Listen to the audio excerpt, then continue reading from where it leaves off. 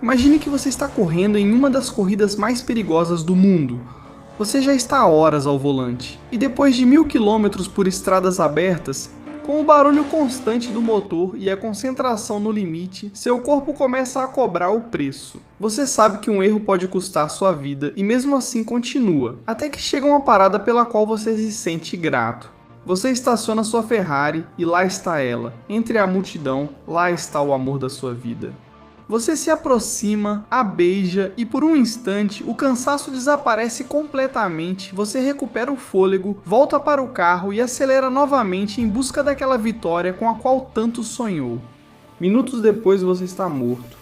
E o mais assustador é que dias antes você tinha escrito uma carta para a mulher que amava, na qual dizia que era impossível lembrar de cada curva do percurso, que um erro pode te matar e que além disso podia matar outras pessoas. Praticamente você já tinha antecipado a tragédia que estava para acontecer.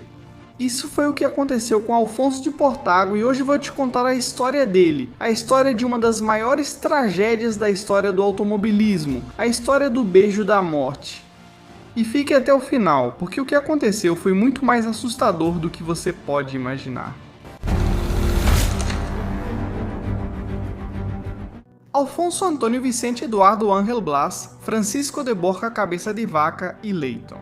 Mais conhecido como Alfonso de Portago, era marquês, afilhado do rei Alfonso XIII e herdeiro de um dos títulos mais importantes da Espanha. Seu avô havia sido ministro da Instrução Pública e prefeito de Madrid, então o poder e a influência faziam parte natural do seu ambiente. Além disso, entre seus antepassados também estava Álvar Núñez Cabeça de Vaca, um dos grandes exploradores espanhóis.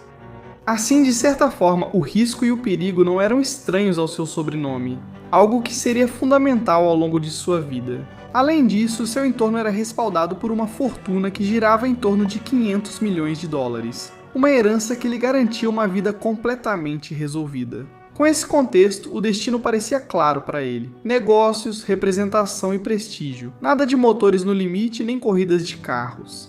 Então, ele poderia ter vivido tranquilo, com a vida garantida. Mas não foi assim. Quando era muito jovem, seu pai faleceu, e isso o obrigou a amadurecer rapidamente. Além de marcar sua personalidade de forma ainda mais clara. Personalidade que, aos 17 anos, o fez pegar um avião emprestado e voar por baixo da Tower Bridge, em Londres. Somente para ganhar uma aposta de 500 dólares.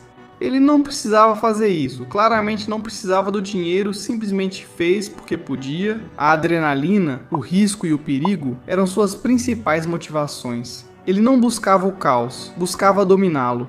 Primeiro foram os cavalos, quando competiu como jockey no Grand National. Depois o gelo, quando fez parte da primeira equipe espanhola de bobsleigh.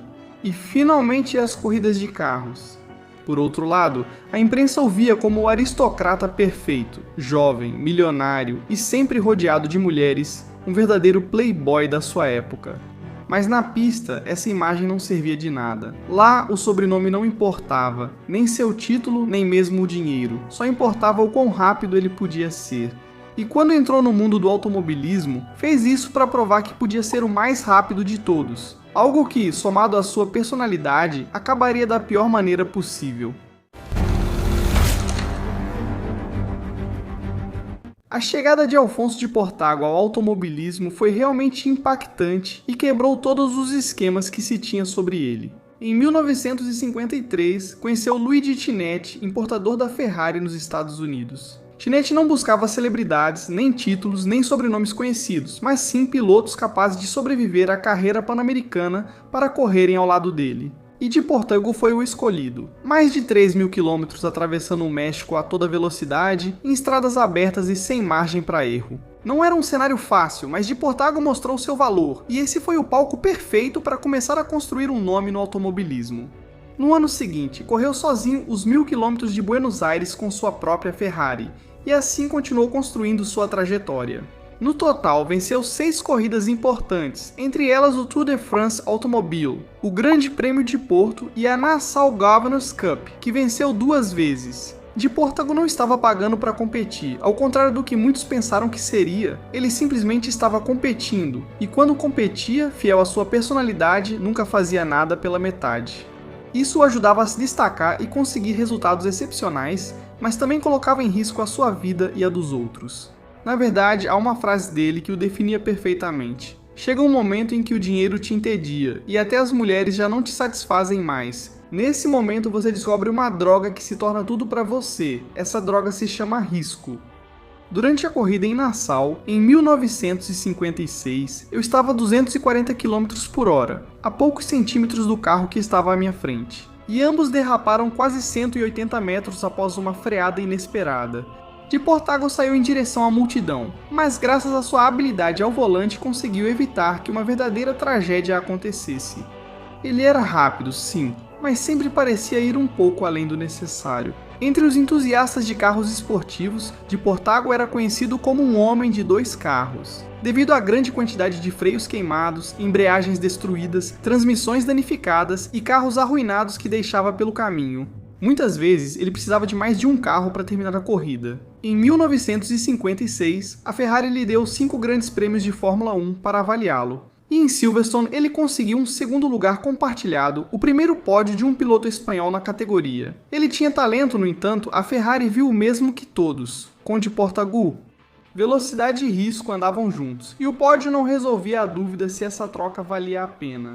Enquanto isso, longe do asfalto, formou a primeira equipe espanhola de bobsleigh. Edmund Nelson foi quem o introduziu nesse mundo anos antes. E lembrem-se desse nome, porque ele será muito importante mais adiante. Nos Jogos Olímpicos de Inverno de 1956, terminou em 4º lugar, a apenas centésimos de uma medalha, e um ano depois conquistou o bronze mundial.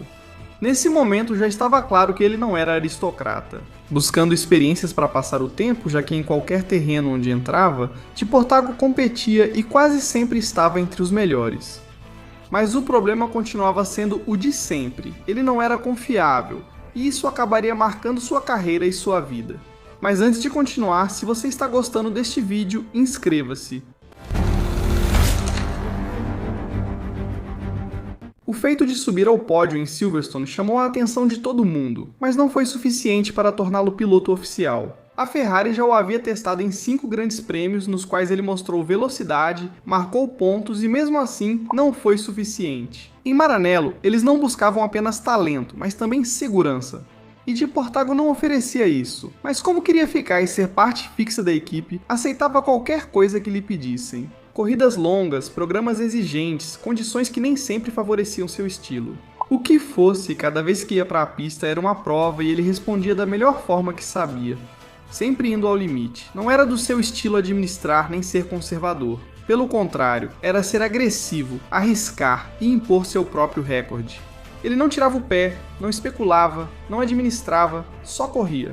E apesar do perigo constante ao qual se expunha, em mais de uma ocasião disse que não morreria em um acidente, mas sim que morreria de velho ou em alguma injustiça absurda.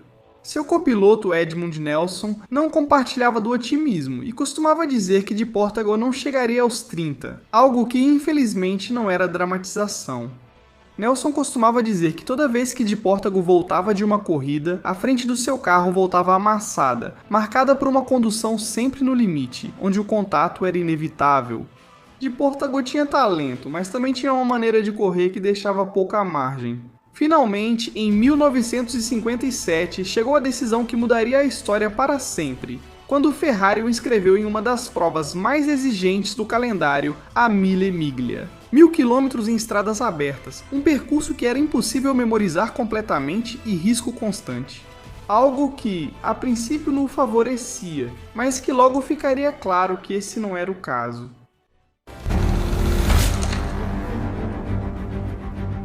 A Mille Miglia não era uma corrida convencional, era uma prova onde só sobreviver já era uma conquista. E com essa corrida prestes a acontecer, começou a ecoar uma frase que de Portago havia dito alguns meses antes. Se eu morrer amanhã, terei vivido 28 anos maravilhosos. Eram 1000 km atravessando a Itália por estradas abertas, vilarejos, retas intermináveis, curvas cegas e espectadores colados no asfalto. Não havia áreas de escape amplas nem margem real para erro, corria-se contra o cronômetro e também contra tudo o que era imprevisível. Dias antes da largada, de Portago escreveu uma carta para sua namorada, na qual dizia o seguinte: "Como você já sabe, meu amor, eu não queria correr, mas Enzo Ferrari me convenceu a fazê-lo. Espero estar enganado, mas talvez vá ser uma morte precoce. Não gosto das Mille Miglia."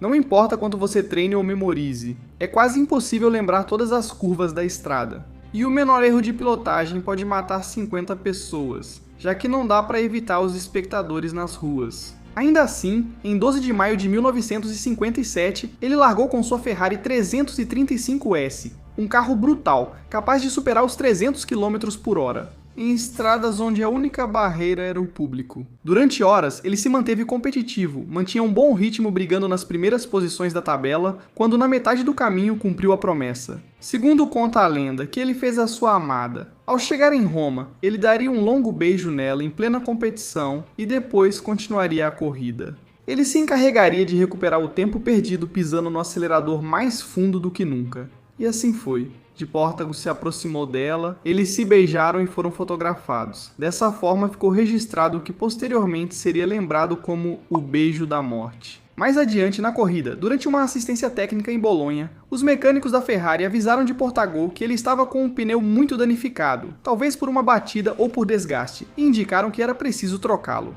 Ele perguntou aos técnicos se poderiam consertar rapidamente, mas disseram que levaria um bom tempo e ele decidiu continuar. Ao que parece, Enzo Ferrari estava lá, o que representava uma pressão extra, e disse a ele que, se não acelerasse ao máximo, seus rivais o alcançariam. Na liderança estava Piero Taruffi, seguido pelo belga Gandevian, ambos pilotos da Ferrari, e de Portado lutava para alcançá-los e até mesmo superá-los. Se trocasse os pneus, ele sabia que não conseguiria, e na parada para beijar sua namorada, havia perdido 2 minutos que precisava recuperar de qualquer jeito. Assim, de Portago iniciou a parte final do percurso com o carro muito danificado, e faltando apenas cerca de 70 km para a chegada, um pneu estourou, a mais de 250 km por hora, com um desfecho fatal. O carro saiu da estrada, bateu em um poste telefônico que partiu o veículo, e os destroços da Ferrari voaram para uma área onde os espectadores estavam assistindo à corrida. De Portago e seu copiloto, Edmund Nelson, morreram na hora, além de uma dezena de espectadores, dos quais 5 eram crianças. Além disso, até 30 pessoas ficaram feridas. O mais trágico é que naquele momento se cumpriram as palavras que Nelson tantas vezes havia dito, de que de Portago não chegaria aos 30. E infelizmente ele compartilhou o mesmo destino.